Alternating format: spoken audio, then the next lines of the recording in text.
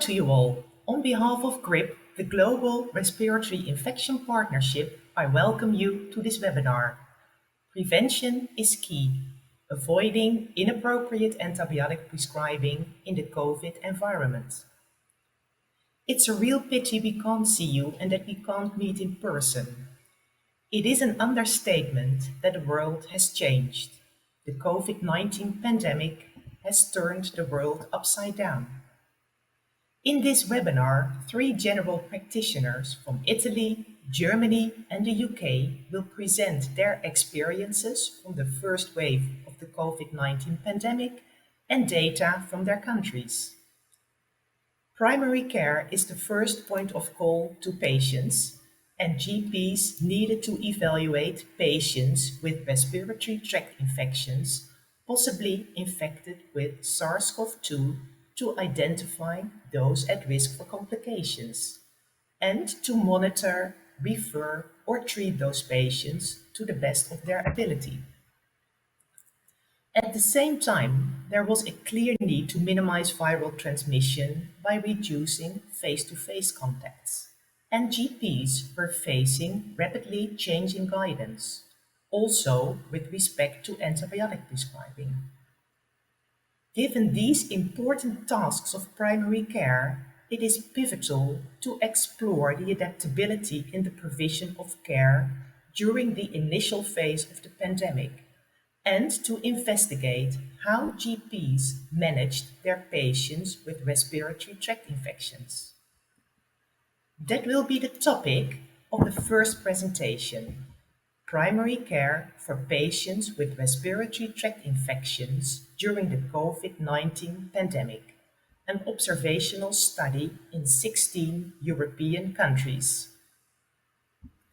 Before starting, I would like to acknowledge our national primary care networks and their GPs and members from the ValueDX and Recover consortia. The red countries on the map represent those collaborating in the EU consortium doing studies on respiratory tract infections. In those countries, we performed a point prevalence audit survey in January and February 2020 and registered characteristics and GPs management for nearly 4,400 patients presenting with an RTI. Information was collected on signs and symptoms, clinical investigation, point of care and lab testing, prescribed medication, including antibiotics, provided advice, and hospital referral. Just when we stopped, SARS-CoV-2 hit Europe and severely affected patient care. EU funding enabled us to rapidly restart this PPAS with some additional items added to the questionnaire: characteristics of the consultation, risk factors for COVID, and confidence of GPs with the advice and treatment they provided. This COVID PPAS ran in 16 countries and 3,300 registrations were collected. In 8 of those countries, our social science team interviewed GPs, and I'll use some of their quotes. The first quotes are about personal risk perception at the beginning of the pandemic. I'll read them for you and they speak for themselves. A Dutch GP: I'm not worried about working. I'm healthy, I'm fit, I've never been sick. I have a normal weight, I exercise a lot, so I don't feel like anything can happen to me. I would dare to work without protection, but I also know that I can carry the virus and infect others. But for myself, I wouldn't have to wear protection. And then, at the other end of the spectrum, a GP from the UK. When it started, I thought that if I get the virus, it will be mild. But that has changed as time has gone on, with all the media coverage. There are people that are my age that have died. Put it this way: certainly, as a family, we've brought our wills, up to date. I would like to share some results from the COVID PPAS, and please be aware that this registration initiated early on in the pandemic, and when I highlight country differences, this is not judgmental at all, as it is obviously influenced by the stage of the pandemic and the country's context. Starting with results for the consultation and use of personal protective equipment. Nearly 60% of patients were consulted over the phone or using video and Skype. And in Armenia, this was 10%, and in Denmark, 91%. During 98 of face-to-face consultations, personal protective equipment was used, which was lower in Denmark and in all consultations in Spain, UK and Hungary. Use of an apron varied substantially, no use in Germany and Denmark, and always in Spain and the UK. Interestingly, COVID was suspected for between 4 and 84% of patients. And after the first wave, it appeared that Georgia, with 4%, was closest to the real incidence. We have seen that primary care has rapidly adapted. A Swedish GP. Primary care had to solve the problems on its own. We had to get tents, protective equipment, and face masks ourselves.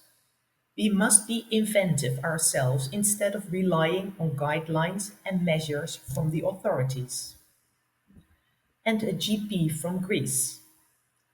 Sometimes it's hard to tell from a phone call if someone actually needs attention or to be referred to the hospital. Every choice we make is a risk. Then the results for measurements performed during face-to-face contacts and diagnostic testing done and ordered. Temperature, oxygen saturation and respiratory rate were taken on average in 70 and 50% of face-to-face consultations, and again with large variation between countries. Low in Germany, Denmark and Hungary, and high in Armenia, Georgia, Moldova, UK, Spain and Greece. At the start of the pandemic, SARS-CoV-2 testing was hardly done in Belgium, Greece and Georgia, but rapidly implemented for patients in Denmark, Germany and Moldova. X-rays were hardly done or ordered in Belgium, Germany, France, Ireland and Netherlands, but for 30% of patients in Spain and Greece. A quote from a British GP about access and need for SARS-CoV-2 testing. It would be nice if somebody was off sick for them to get tested and know whether it is or isn't COVID and whether they could come back to work.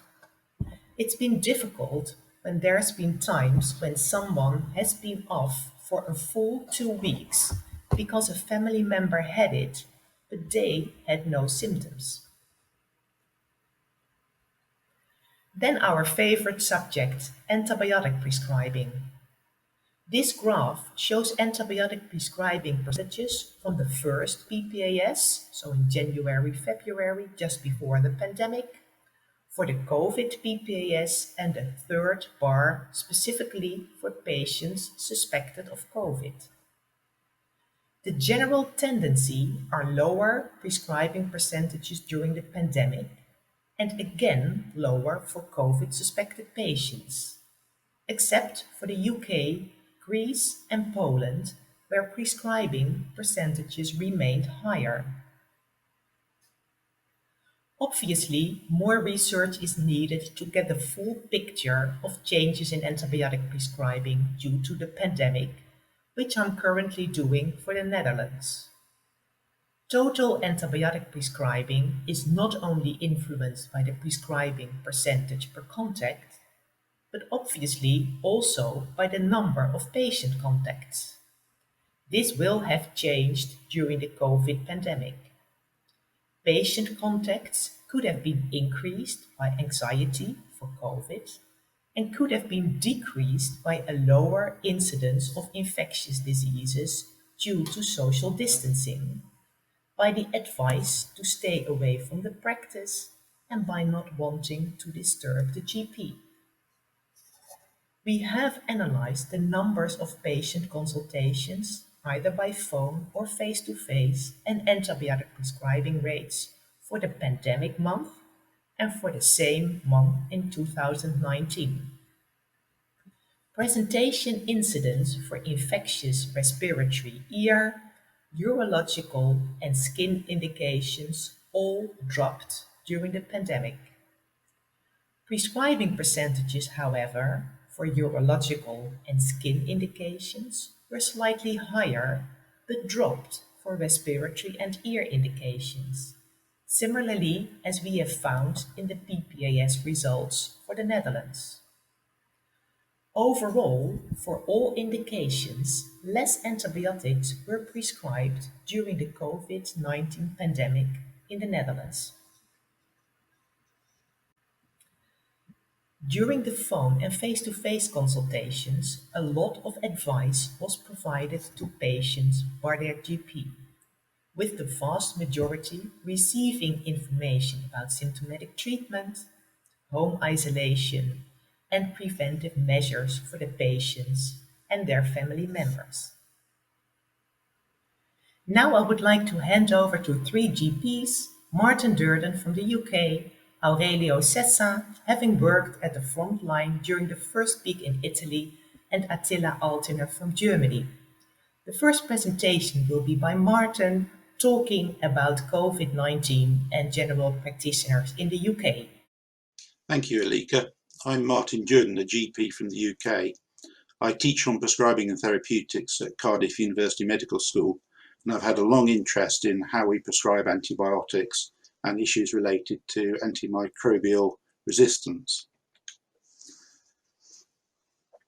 My first slide gives you an idea of the shape of how the COVID-19 pandemic hit the UK back in March, and then the subsequent effects.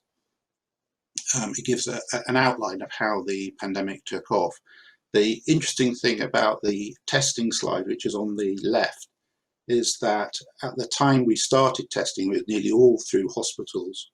There was a shortage of testing, and subsequently we embarked on mass testing. And as you can see, we're doing now a lot of tests, but actually finding a less positive rate as a result of those tests. However, it does clearly show that there are two waves of the pandemic in the UK. We saw a rapid growth in the uptake of the epidemic of COVID-19 in February, and at its peak there were 800 to 900 deaths per day in early May, and you can see that in the second graph on the right. At that stage there are 18,000 patients in hospital. When I first started putting this talk together and thinking about this talk, we were going through a relative lull period, but unfortunately we are now into a similar growth rate, which is really quite shocking and frightening. So when this slide was put together on the 13th of October, there were 82 deaths per day, and we're now up to 163 deaths per day. So as you can see, the rate has doubled. And I gather that is now increasing even further still. And at this point, there are 7,700 patients in hospital. And again, this is increasing very rapidly. At the time we saw the pandemic occur in the UK, we had what was called a lockdown on the 23rd of March, so that all shops, schools, pubs, cafes, and other activities were closed down, and people were asked to stay at home as much as possible. And we also shielded very vulnerable patients and asked them to stay at home and not to go out. But then subsequently, as it appeared that the pandemic has subsided, there was a gradual relaxation. So we had a lull in July and August. And you now begin to think that we've really entered into a period of complacency. At the time in March that the country locked down, general practice lockdown too, we closed our doors because of a lack of personal protective equipment or PPE. We were very reluctant to see patients, and you can see sudden unprecedented changes in activity. And this graph shows how we saw patients over this period of time. So from March onwards, the face-to-face meetings with patients just dropped dramatically, and we increased telephone and video consultations, which are shown in yellow. Patients were asked to use online resources, and we used telephone triage as much as possible. Now, the interesting thing about the UK is that in the UK, GPs didn't, by and large, have that much to do with COVID patients. So patients who had COVID symptoms were diverted to assessment treatment centres and to the A&E, or told to stay at home, and guidance was issued. So general practitioners were advised as much as possible to triage patients and to provide remote consultations and use video, but not to see patients. Now, this meant that problems with managing chronic disease have been put on hold, such as managing patients with blood pressure and diabetes. But there has been a slower unlocking of that activity. What we've seen as a result of this is that there's a concern that patients have become more complex because their problems have not been dealt with adequately. And also there is this issue about long COVID, patients who've had COVID infection and appear to have long protracted symptoms as a result of that infection. And this has complicated our return to normality.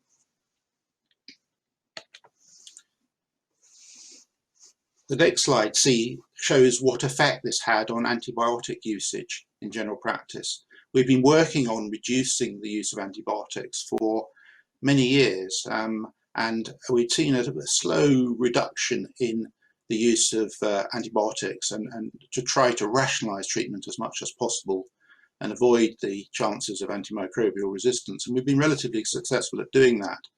But since March 2020 onwards, there's been a marked reduction, not seen before, in terms of the prescribing of antibiotics by general practitioners. Guidelines are issued to GPs to use particular antibiotics if they suspected COVID infection. So, for example, doxycycline was recommended. And NICE, who provide guidelines in the UK, recommended that we shouldn't use HYDROXYCHLOROQUINE or azithromycin. And actually, we didn't see very much of those being prescribed, unlike in some other countries. And we have in the UK a research and surveillance operation which is run by the Royal College of GPs. And what this slide shows is a dramatic reduction in acute respiratory tract infection consultations. There may be a couple of explanations for this, so it's not quite straightforward as they went down, but one explanation is that there was a big reduction in terms of transmission related to our social distancing procedures and our social isolation and lockdown activity. Another potential explanation is that GPs just weren't seeing these patients and therefore they weren't being recorded. And I suspect the explanation sits between the two of those things. Although, having said that, we did see a big reduction in the other types of infectious diseases, such as chickenpox, measles, and diarrhea.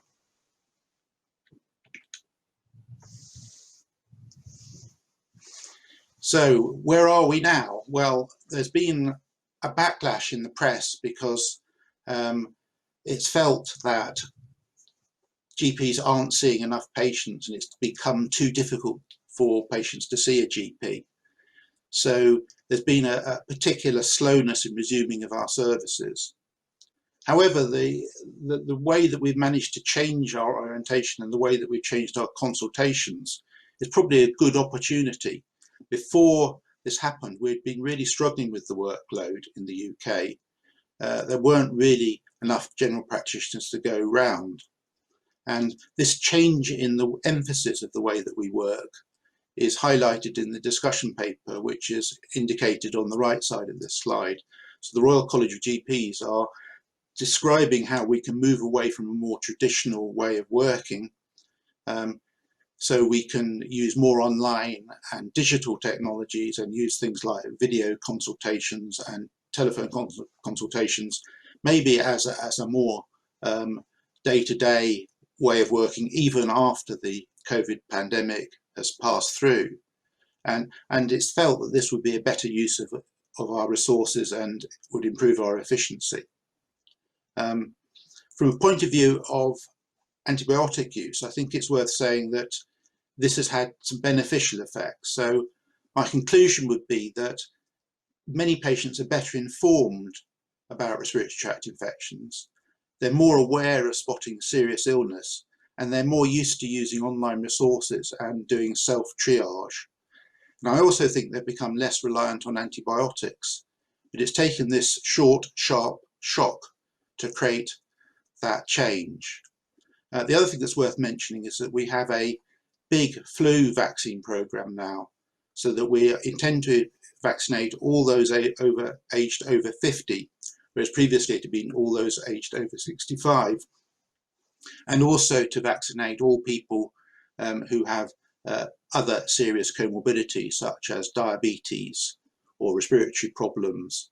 And that means that general practice is going to be heavily involved in providing immunisations for approximately 30 million of our population over the next 3 months, which is a big ask, and that's already underway. So thank you very much for listening to this talk. I hope that's been useful. Thank you, Martin, for your insight and thoughts about the situation in the UK during the pandemic. And now I would like to hand over to Aurelio Sessa from Italy, describing COVID-19 in Italy, symptoms, diagnostic approaches, and co-infections. Thank you, Olika, and dear colleagues. I want to talk about the current situation in Italy. We are living a second wave, a dramatic second wave, because we have the top of the case in March, about 6,000 in this period. After the complete lockdown, we had only 113 new cases, and now we are returned to a very high level. Just yesterday, about 20,000 of cases. This is dramatic situation, and you see that in Italy also we had a high mortality rate, maybe due to the less of number of swabs performed during the first wave of the disease, but is very high. And the current situation in Italy is characterized by the cluster, more than hundreds of clusters in school, in the families, and in a workplace, and we have 1,000 new cases every day, and there is increasing of patient in intensive care unit and in hospital. Also is increasing the mean age of COVID patient, because in the first wave is very older, the patient that died or hospitalized, and now is increasing in the same manner of the first wave. After the reopening of the school in the second part of September, there was an increase of cluster in the school. And now we perform every day more than 100,000 nasopharyngeal swabs every day. We are living also the risk of a new complete lockdown in our country. The Ministry of Health decided to increase the number of vaccination until 70 million of doses in Italy. In the last year is reached about 11 million of doses. And our concern is for general practitioners just to distinguish all patients that presented with sore throat, cough, or fever, because it is important to distinguish if there is flu or other respiratory tract infection or COVID. In this slide, I want to compare some different scenarios in Italy in the same days when there was the same number of new cases. It was in 28th of March, and now in 10 October, when there is about more than 5,000 new cases every day. You see that the deaths in that period it was very high. Now is less dramatic, and you see the number of nasopharyngeal swabs performed every day in the first wave was low, and now is very high. And this is the percentage of positive swabs respect of the number of swabs. It was now is about 44% respect of about 60%. This is the number of the patient in intensive care unit, and this is the hospitalization now respect of in the first wave. So we have a very high number of patients that we manage at home. And this is important for the general practitioner just to distinguish the signs and symptoms if the presented patient with COVID, seasonal influenza, or non-flu. First of all, about the shortness of breath is more typical for the COVID infection, and the cough more present in the flu, also the myalgia or fatigue, headache, and the sore throat is typical of seasonal flu or other respiratory tract infection. But one of the signs and symptom characteristic of COVID is the disorder about the taste and about the smell. And you see, moreover, the fatality rate is different, more dramatic for COVID instead of for flu, and the rate of hospitalization and the rate of admission in intensive care unit. So in this slide, I try to share with you the management of patients with fever or symptoms that may be similar for COVID or other infection of the respiratory tract. And you see, when we see the patient with fever, it's important just to to establish if the patient it has a exposition to other patient. This is very important just to distinguish a patient with suspected COVID or not. And we think that another important point is that to establish when the fever is longer than 4 or 5 days, or the patient presents also breathlessness, we must suspect a COVID infection. In this way, we can perform a swab. In Italy, about in 20 hours, we have a diagnostic swab for the patient. Then also we can prescribe some investigation or blood investigation, because we know the C-reactive protein is high in patients with COVID. LDH is higher, and sometimes there is a lymphopenia in this patient.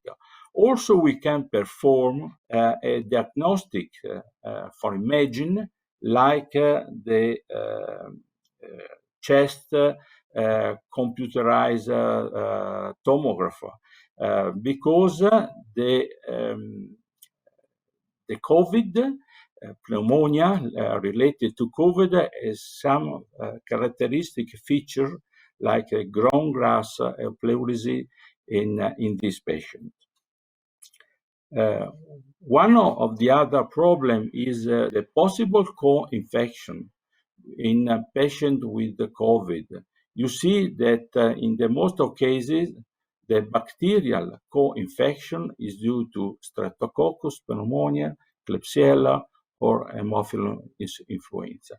So when the patient is worsened about the symptoms, breathlessness, and there is the risk of a complication of the low respiratory tract infection, we must treat and manage the patient with antibiotics, or if the situation is very important, just to admit it in hospital. And the next winter season that is coming is very near. We expected that there is an increase of antibiotic prescription, because the mission of our group, the GRIP, is just to have an attention for antibiotic prescription, and it is necessary just to increase the policy of vaccination in the country, flu vaccination and pneumococcal vaccination, because vaccination can reduce the confounding differences between influenza and COVID. Moreover, vaccination can reduce antibiotic use in the population, and reduce the number of bacterial infections that need antibiotics, and reduce the number of drug-resistant infections, and reduce the number of viral infections for which antibiotics are unnecessarily given. So I think that this is the strong message for all the colleagues. Thank you for the attention. Thank you, Aurelio, for your nice presentation, and also with the insight in the comparison between the first and the second wave situation in Italy, and also for your hard and important patient care work in these difficult times. Next, I would like to hand over to Attila, who will talk about the German situation with respect to antibiotic prescribing, and will reflect on what COVID has meant and will mean for general practice. Well, thank you, Alika, for your introduction. Let me just add, I'm the head of department of general practice at Rostock University Medical Center. And we are located in one of the least affected regions in Germany. So that might be also interesting to know if I'm presenting my point of view. Well, first of all, I'd like you to show some unpublished prescription data. Thanks a lot for the Department of Prescription Data of the Central Research Institute of Ambulatory Healthcare in Germany, who allowed me to provide you with these data. I think it's the only national database we have available at the moment. What we can see on this slide is very closely to what we already heard from the United Kingdom. We are in Germany already at a very or quite low level of antibiotic prescribing in general compared to other countries in Europe. And we saw some further decrease between 2019 and 2018. But interestingly, we saw a quite strong decrease of antibiotic prescribing during the first COVID peak in the first month of 2020. Interestingly, we only saw this these decreased prescription data in antibiotics and not in other drugs. We actually saw some increase in other drugs because probably patients were quite keen to got their medications ready, and some of them were probably prone to hoarding their prescription drugs as well. This is hydroxychloroquine prescriptions in Germany. You see the overall numbers are very low, so we see some prescription numbers within the thousands, which is just a tiny fraction of all drug prescriptions in Germany. But we actually see more chloroquine prescriptions in 2020, and this is probably related to COVID.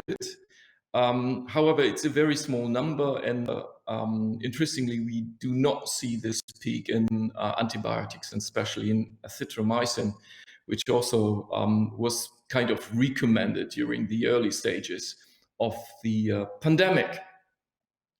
There are some other phenomena we were able to observe. We saw and we still see much more interest in vaccinations. This is data from pneumococcal vaccinations, and you see that there is a peak in vaccinations clearly triggered by patients' demand in March 2020. And there's no other explanation for that than higher demand from the patients during COVID. And we do see this right now with the influenza vaccinations. Vaccinations have just arrived in the practices, and we see a much higher interest and demand from the patient side, which might be not too bad. Well, so that's some insights into prescription data from Germany. And I would like to use the rest of my talk to reflect with you a little bit about this whole thing, and if we can learn something, especially in regard to patient education, patient knowledge, and maybe even into the field of health literacy. So I have some points I would like to discuss with you, and they might serve for us to be points to be discussed. So I think they are a bit pointed and maybe slightly provocative. Well, first of all, I never felt very comfortable with the patient's education strategy to focus on viral versus bacterial infections. We see that in some recommendations where doctors are encouraged to communicate their patients, well, it's just a viral infection, so you probably won't need medication, you won't need antibiotics. And I think with the COVID crisis, we see, viral infections can be very dangerous. And on the other hand, there are a lot of bacterial infections which just aren't that dangerous. So I think for patient communication, it's not really that important if in respiratory tract infections we see or suspect a viral or a bacterial infection. What is really important to recognizing red flags and to communicate to patients how to recognize red flags. And if we look at the COVID red flags, well, we have the one warning sign, but this is not a predictor for a serious infection. It's a warning sign that could be COVID if patients lose their ability to smell. But one of the most important red flags is a high persistent fever and shortness of breath. And that's exactly the same red flag the same red flags we already should have communicated to our patients before COVID times, because these are times where we have to reconsider our strategy, and we have probably to do more diagnostic procedures. So I think that's something we can learn due to COVID and something we can learn together with our patients. And that leads me to the next point. We also sometimes have these oversimplified view of there are appropriate antibiotic prescriptions and there are inappropriate prescriptions. It's like it's either right or wrong. Of course, it's not. Every GP, every physician, and probably many patients already know that we always are dealing with some uncertainty. And so I think what we can learn once again is antibiotic prescribing should be based on the individual assessment of benefits versus harms. And so if we did that during the COVID first peak, then we probably wouldn't prescribe many antibiotics, because what would be the potential benefits of treating a viral infection with antibiotics? I can't see many of them, and I couldn't see many of these possible benefits in the data that was published at this time, because that was just data on kind of virus load and other things in swabs. But we see these certain harms. So I think, once again, before COVID and after COVID, decision-making should be based on an individual risk assessment. Another thing we can learn, symptom control is key. In respiratory tract infections, symptom control is key. May it be just because of quality of life, that we control pain during a sore throat or other things. And it's exactly the same in COVID. Why are we able to, to have better for the seriously affected patients? Because we're controlling symptoms. We have no cure for COVID, but we're controlling the symptoms. We give cortisone to reduce the inflammatory response, and we control coagulation. So we're actually controlling symptoms. So I think that's another important message we can learn. And we see hygiene and social distancing, staying at home, give your body some rest. Once again, is key in dealing with this disease. And that's something we already knew before COVID. It's emphasized, I think, during the COVID epidemic. And what I really hope, especially for Germany, is that we learn that it's totally fine for patients with respiratory tract infections to stay at home for a couple of days and just wait until the worst is over, no matter if it is COVID, influenza, or just any other of the hundreds of viruses that could cause respiratory tract infections. And my last point for the discussion is that I think we should also communicate about the test strategies. Tests are not a cure. It's not the CRP, it's not strep tests. especially in COVID, when we test, I think it's very important, but it's mainly for public health reasons, at least in primary care. It's different in a hospital setting, but we want to know if someone is COVID positive to know what to do if we have to isolate patients, if we have to educate the family. It's not so much about the individual itself. And I think that's also a very important message. And that's also an important message on reflecting on all the other tests which are sometimes advertised for dealing with respiratory tract infections. So that's just my couple of thoughts. I hope you found that interesting. And yeah, I'm looking forward to our discussion. Thank you very much. Thank you, Attila, for your data and thoughts and for moving us into the panel discussion. And thanks to the other speakers too. The first topic is, what have we learned from the COVID pandemic? And more specifically, what are your thoughts about the effects of social distancing on the incidence of infectious diseases? Can I first ask Martin to reflect on this question? Yeah, I think that this is a sign that maybe we've forgotten about some basics of public health, and it's clear from the UK data that we have reduced a lot of infectious diseases as a result of social distancing and hygiene measures. So hand washing, keeping a distance from people, staying inside when we've got symptoms of infectious disease is obviously a method of reducing transmission. And maybe there's a lesson there. It just doesn't apply to COVID.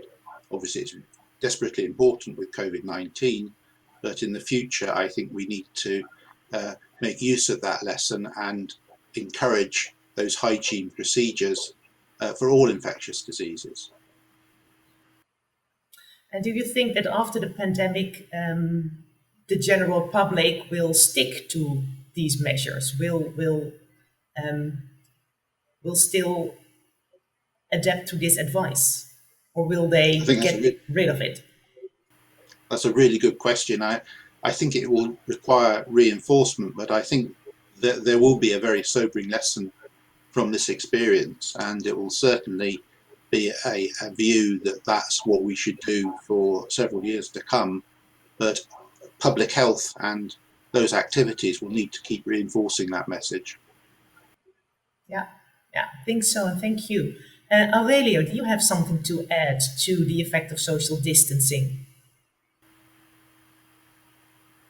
I can think it's very strategic because our data in Italy is very clear because in Italy there was the lockdown after Easter time in the end of April, and there is a decrease from 6,000 cases every day to 100 cases in the June. The end of lockdown was on 6th of June in Italy. Then, when was reopened and lockdown off, there is a slowly increase. And we have the data also in Australia. You see, in the end of the last flu season, there was also a decrease of the cases of flu because the distance for COVID protected the population also from flu. So the distance is very important. Yeah, so the effectiveness of this measure was clear in all countries. And other lessons learned from the COVID pandemic with respect to patients' healthcare seeking behavior and self-management. Attila, do you want to comment on that? Well, especially in Germany, I think we all learned that it's not always necessary to make an appointment to see your doctor for everything. Traditionally in Germany, we have a very high consultation rate. And we kind of thought, or many of us thought, oh, it's totally impossible to make an assessment via the phone, but we've learned it's really possible. And it's probably makes sense to think, do we really have to see each other? And when we see each other, then spending some meaningful time together in the consultation room. Yeah, and have you noticed changes in the capacity of patients to self-manage during the COVID with respect to COVID-related symptoms, but also with respect to other symptoms? Well, I think what my personal view is that patients are much more interested in the background. So they are more interested in what is really going on and what can we expect from vaccinations later on and all these things. So I think it started some way of thinking, but on the other hand, as well as in other countries, some people are probably so afraid of all these things that they're prone to fall for what we call fake news these days, conspiracy theories and all this thing. I think that Martin wants to add something. Yeah, there's been an interesting development in the UK, which is the way that patients access good quality information has changed. We have specific National Health Service resources for information, and also we have what we call self-triage, where patients can go and tick a set of tick boxes and determine what it is that might be wrong with them. And I think that capability has actually been enhanced, and patients have learned from that during the COVID epidemic. They've wanted to keep away from general practice, so with all other kinds of problems, they've also been using those kinds of materials, and I think that's been really quite valuable, this concept of self-care and improving patient empowerment. Yeah, very much Thank agree. you. Yeah, Yes. and actually you're moving in the third subject of this question, what have we learned from the COVID pandemic with respect to the triage systems that are being used and how these relate to the risk management of patients. So you already mentioned self-triage systems, but also triage by practice assistants or GPs at the phone have changed. Can you elaborate a bit further on that, Martin? Yes, I think that has, again, it's improved. I'm still a bit old-fashioned. I still think there is a lot to be said for seeing patients, but to a certain extent, we've had to accept there are risks associated with that kind of distance triaging, telephone and video consultations. But those risks have been worthwhile, and we need to work out for the future how to get that balance right. It would be a shame that if doctors stopped seeing patients directly, but for many conditions and for many issues, that seems appropriate. And there are others where it's not going to work as well. And Attila, can you comment on the risk management during phone consultations? Well, interestingly, the German algorithms are a little bit like this. Okay, have you this and that symptoms, then call your GP and your GP will decide if you should be tested or referred to the hospital. So in the end, it's like it always was.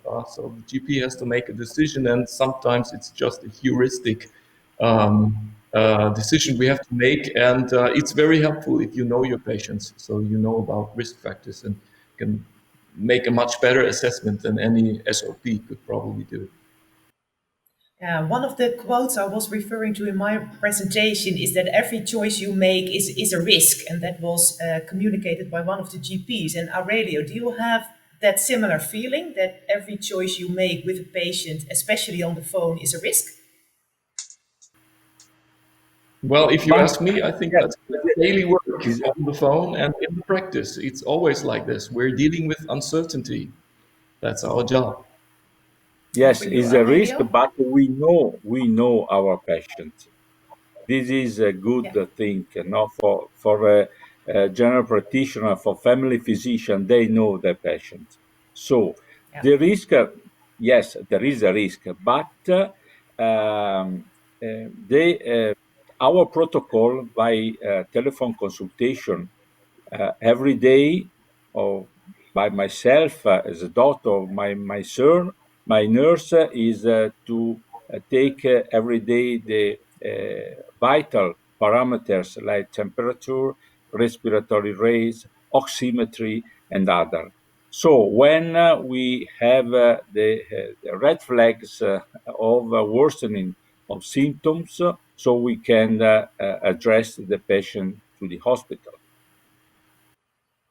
Thank you. And it also points to the fact the importance of seeing your own patients. So not all patients to a non-personal or to another practice they are linked to, but call your own GP in their own practice. So that remains very important. And Aurelio, some final comments about how primary care will look in the future. So, what will be the new normal with respect to patient care, especially for patients with respiratory infections? I think that this pandemic, we learn a lot of things. First of all, we change our paradigm of our practice. We, for example, decrease the number of office presence, but increase the consultation by phones or the so-called video consultation by Skype or for telemedicine, also communication by email and other. I increase significantly the number of time for this type of consultation. And I decreased the number of the in-office consultation because the patient they learn that just to take a more time between one patient and another, just to respect the distance and every time they come back with the mask, sanitize their hands and measure the temperature by the nurse and so on.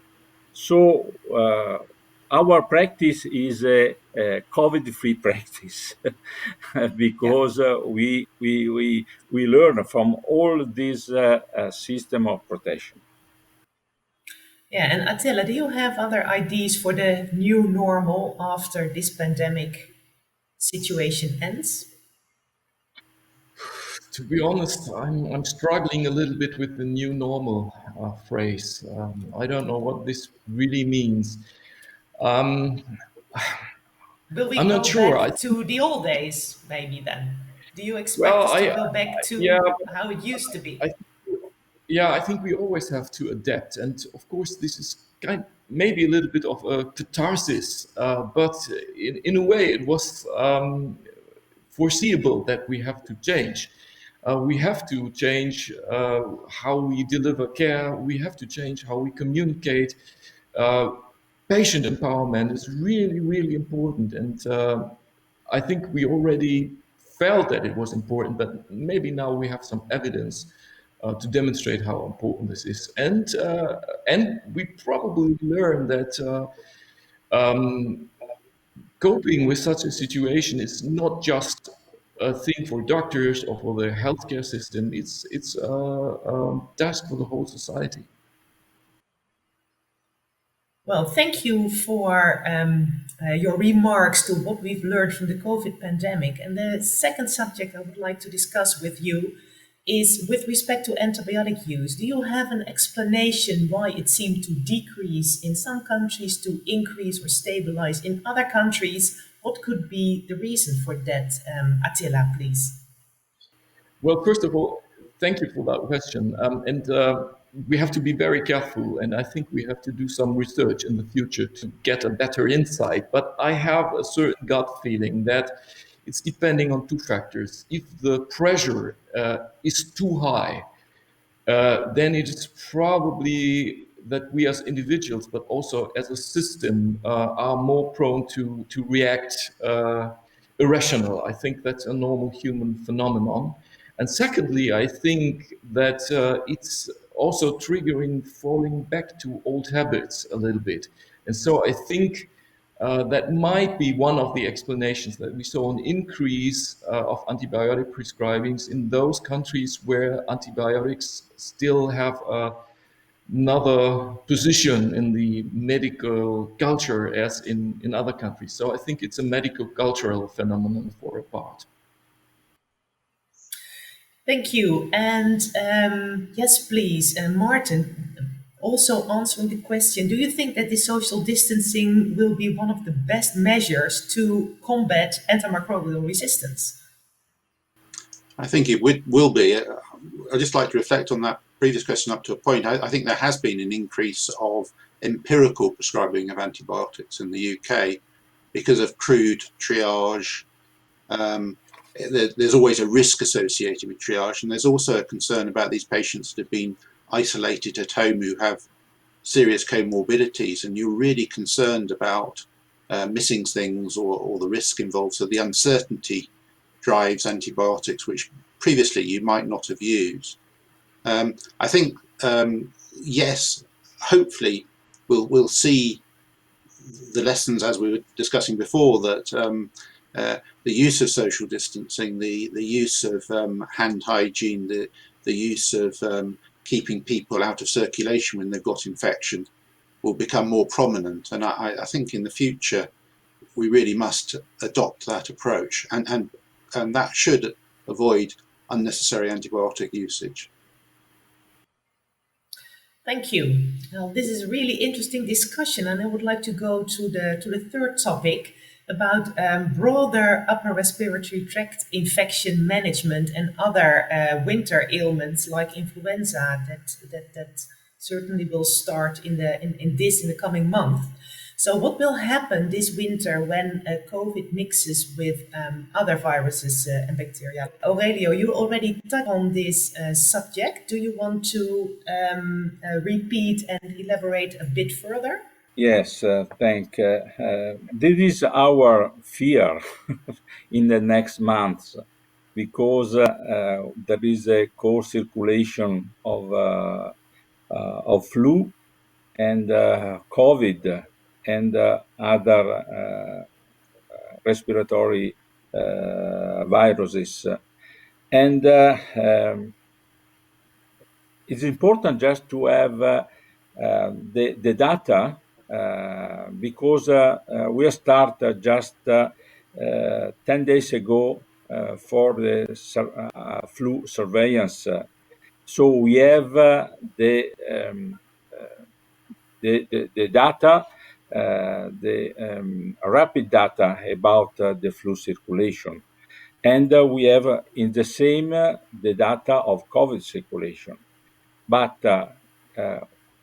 one end is the data, and the other end to manage all the patients with this problem.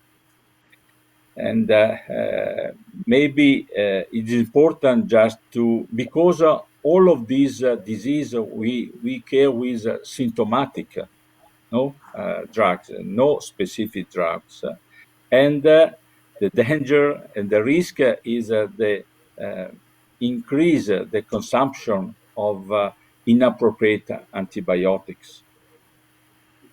This is the problem. Yeah. This is the problem. Yeah, and we all know that prediction rules are not well right now, but we do have the availability of point of care testing for COVID, or rapid availability of this point of care testing. And I'm aware of countries having ordered millions of those rapid tests that would facilitate patient care and the division of patients. And how do you look at this near patient testing for COVID, Attila? And should this be done in the practices, or should patients still go to testing streets? What would be your ideas about this? Actually, it's quite a complex thing, but I think we should be aware that there are two different reasons for testings. First of all, is to get some epidemiological data, which is important. We need to know if there are more infections, if it's increasing, and how fast it is increasing. But I see that some patients are thinking, so, oh, I got a negative test, so everything's okay for the next 3 weeks. No, it is not. What does it say for the individual? So I think for the individual, testing is really important in vulnerable populations so that you know how to assess those patients when they develop symptoms. So, yeah, I think testing is important, but it's not the cure for COVID. The cure will be being patient, practice social distancing, be alerted, and then hopefully we get some vaccines next year, which will be not be perfect in the beginning, will eventually help us to overcome it. But rapid testing, on the other hand, also better and faster stimulates patients to home isolate. So that can also control the course of the pandemic. What do you think, Martin? I agree with you. I think there obviously will be a place. I still think that we've kind of got a bit too wound up about testing. It does have a lot of problems associated with it. What really matters is whether patients have got symptoms that point towards a diagnosis, and that should really be driving how we manage them. I think that rapid testing, really, the main place that I see it would be for if we want to see a patient in the surgery, they could do the rapid test before they come into the surgery, and then you would know whether they're infectious or not, and that would you know how to manage them within a surgical setting. And it can be used in hospitals for the same thing, and also in dental practices. So I could see there's some distinct advantages there, but I'm not sure in terms of if a patient has clear symptoms of COVID, whether it really adds very much. Oh, thank you. Are there any other issues one of you would like to raise? There's one thing that occurred to me, but we are getting short of time, but there's an issue about how we look to the future in terms of guidelines. So, for example, if you have a guideline for people who have acute bronchitis, which we do in the UK, we really do need to re-engineer those guidelines so they take into account of COVID as a potential differential diagnosis. And I can see that happening with a number of other upper respiratory tract or respiratory tract guidances. And that in itself will help to reduce antibiotic usage.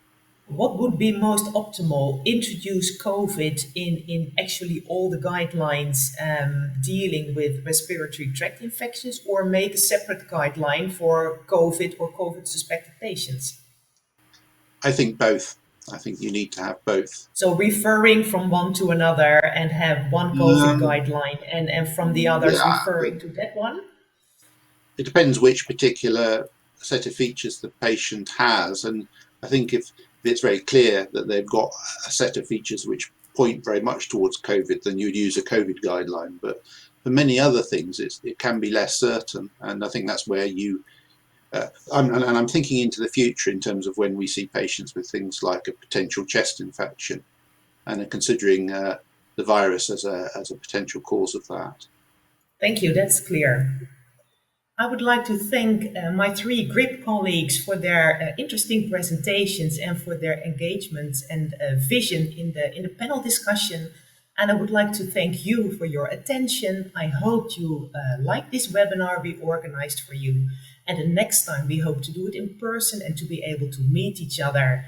And I think we all hope that this COVID pandemic, that we will get it under control within the coming month, that we get some real good vaccines, and that we go to a new normal or partly go back to new habits, but that we will implement the lessons we've learned from this COVID pandemic really well. Thank you very much.